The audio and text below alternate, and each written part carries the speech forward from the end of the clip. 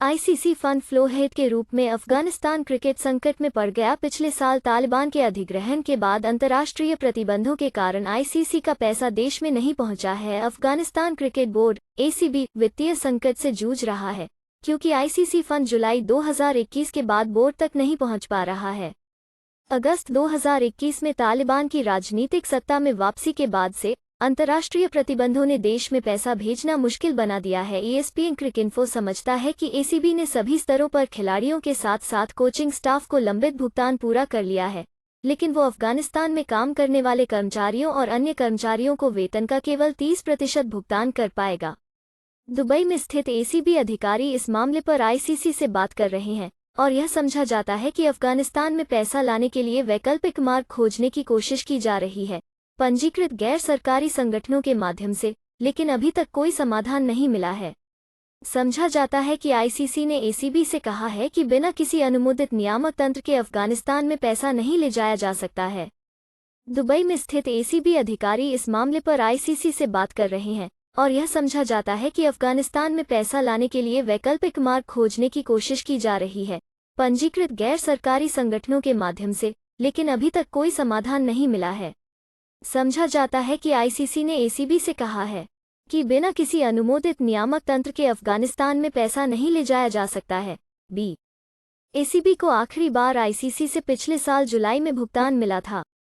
पूर्ण सदस्यों को आईसीसी भुगतान साल में 2 बार जनवरी और जुलाई में किया जाता है।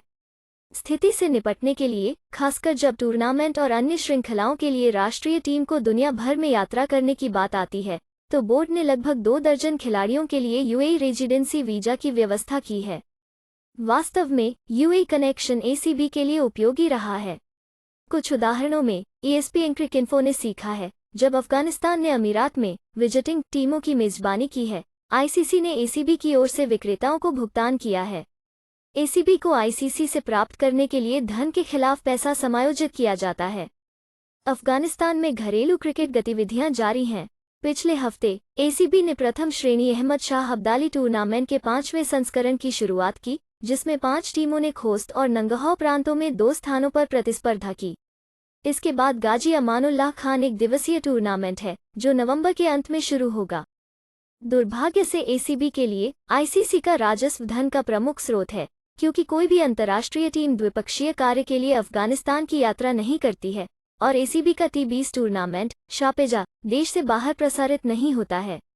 पिछले साल तालिबान के अधिग्रहण के बाद ऐसी चिंताएं थीं कि आईसीसी द्वारा अफगानिस्तान के पूर्ण सदस्य का दर्जा छीना जा सकता है। क्रिकेट में महिलाओं पर तालिबान की स्थिति के कारण कि उन्हें खेलने की अनुमति नहीं है। इसके बाद क्रिकेट ऑस्ट्रेलिया ने इस मामले पर अपना रुख अपनाया और अफगानिस्तान ऑस्ट्रेलिया मैच के साथ एक निर्धारित टेस्ट को रद्द कर दिया गया। हालांकि अफगानिस्तान ऑस्ट्रेलिया में आगामी T20 विश्व कप में भाग लेगा, जैसा कि उन्होंने 2021 में यूएई में किया था। इसके अलावा नवीनतम आईसीसी भविष्य के दौरे कार्यक्रम में ऑस्ट्रेलिया के पास अफगानिस्तान के खिलाफ 2 द्विपक्षीय प्रतिबद्धताएं हैं, अगस्त 2024 में एक दूर T20 श्रृंखला और जुलाई 2026 में ऑस्ट्रेलिया में एक टेस्ट और 3 T20